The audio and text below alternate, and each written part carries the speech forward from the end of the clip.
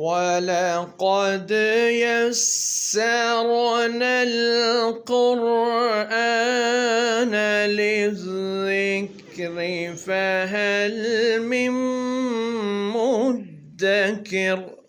اعوذ باللہ السمیع العلیم وبوجہ الکریم وسلطانہ القدیم من الشیطان الرجیم من نفخہ ونفثہ وہمزہ بسم اللہ الرحمن الرحیم ان اللہ وملائکتہ یصلون علی النبی یا ایہا الذین آمنوا صلوا علیہ وسلموا تسلیما صدق اللہ العظیم۔ اللہم صل وبارک علی سیدنا وحبیبنا محمد وعلی آلہ واصحابہ اجمعین۔ ناظرین کرام، الاقبال فی القرآن کے تحت آپ کی خدمت میں پیش کر رہے ہیں مصطفیٰ جان رحمت پہ لاکھوں سلام، شمع بزم ہدایت پہ لاکھوں سلام، تمام اشعار کی شرح محبت اور اخلاص کے ساتھ۔ گرامی قدر، اللہ پاک کا ارشاد ہے ان اللہ و ملائکتہ یصلون علی النبی، بے شک اللہ تعالیٰ اور اس کے فرشتے نبی پاک صلی اللہ علیہ وسلم پر درود بھیجتے ہیں۔ یا ایھا الذین آمنوا صلوا علیہ وسلموا تسلیما، اے ایمان والو تم بھی آپ صلی اللہ علیہ وسلم پر درود بھیجو اور خوب سلام بھیجو۔ زندگی کے اندر ایک مرتبہ درود و سلام پڑھنا ہر مسلمان پہ لازم ہے، اور نماز کے اندر تشہد پڑھتے ہوئے نبی پاک صلی اللہ علیہ وسلم پر درود و سلام پڑھنا احناف کے نزدیک سنت، جبکہ شوافی کے نزدیک واجب ہے۔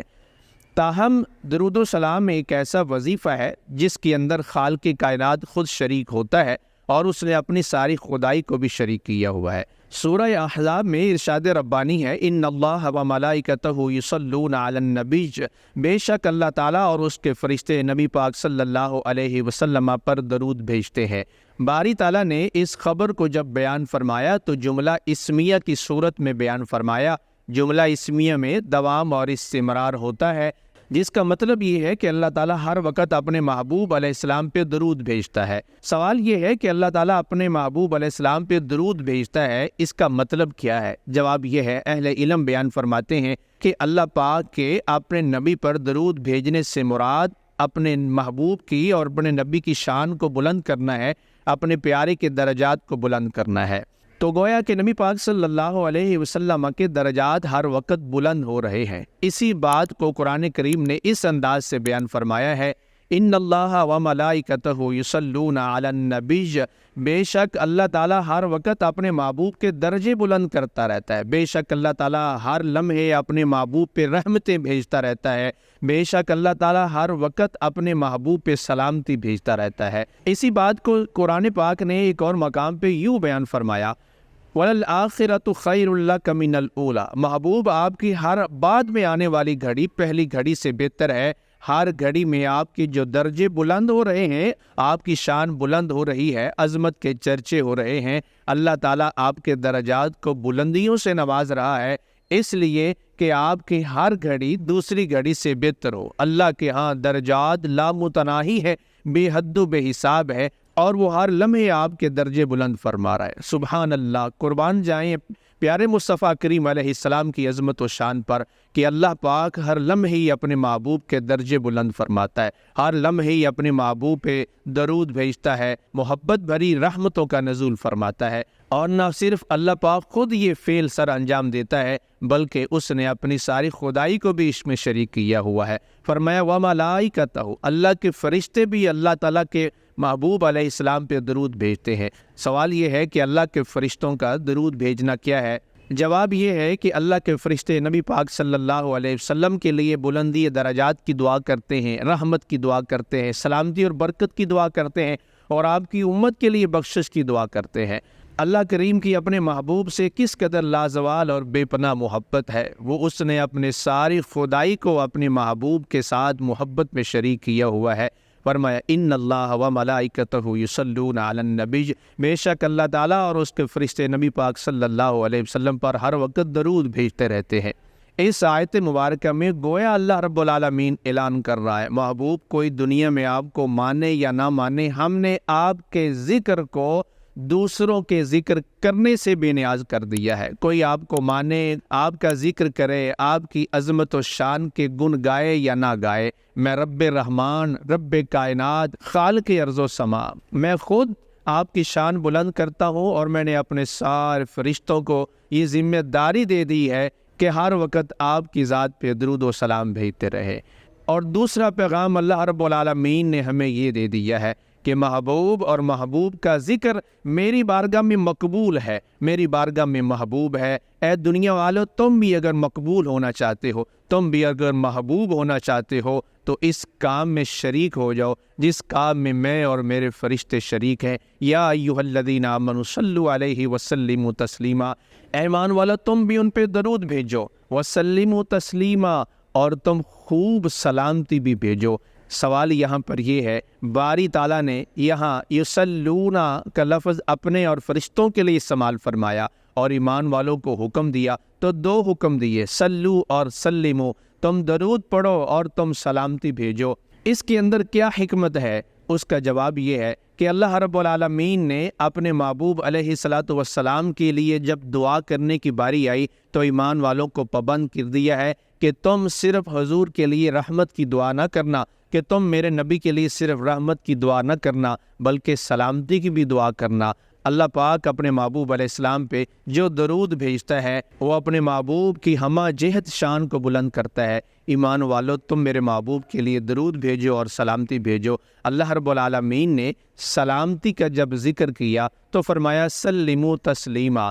تسلیمہ گرامر کے اعتبار سے مفعول مطلق ہے۔ مفعول مطلق وہ ہوتا ہے جب آپ معنی کے اندر تاکید پیدا کرنا چاہ رہے ہوں، مبالغہ چاہ رہے ہوں، سٹریس چاہ رہے ہوں، تو آپ ایک ایسا لفظ استعمال کرتے ہیں جس کے اندر معنی کی کثرت ہوتی ہے۔ اس کو عربی گرامر کے اعتبار سے مفعول مطلق کہا جاتا ہے۔ اللہ رب العالمین نے ہمیں حکم دیا ہے، اے ایمان والو تم میرے محبوب پہ درود بھی بھیجو اور خوب اور بہت زیادہ سلام بھیجو۔